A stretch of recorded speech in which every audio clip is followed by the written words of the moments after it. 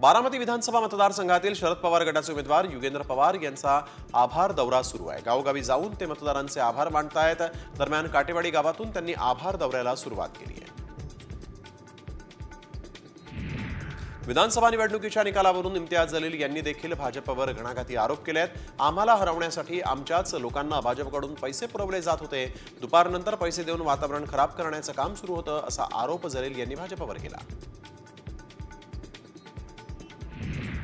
दरम्यान पहिल्याच अधिवेशनात विरोधी पक्षनेता नसेल, त्यामुळे प्रश्नोत्तरांचा कालावधी नसल्यानं पहिलं अधिवेशन कमी दिवसांचं होणार आहे, अशी माहिती सूत्रांनी साम टीव्हीला दिलेली आहे।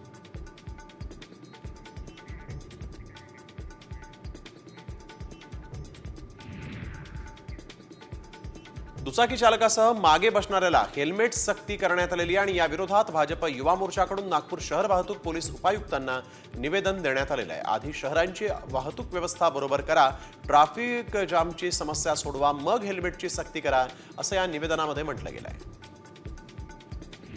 पुणे पिंपरी चिंचवड महानगरपालिकेसह ग्रामीण भागात हेल्मेट न घालता सरकारी कार्यालयामध्ये येणाऱ्या वाहन चालकांवर कारवाईला सुरुवात झालेली आहे। पुणे प्रादेशिक परिवहन कार्यालयानं 200हून अधिक सरकारी कर्मचाऱ्यांवर कारवाई केली आहे। आता सोमवारपासून अधिक कडक कारवाई केली जाणार असल्याची माहिती आहे।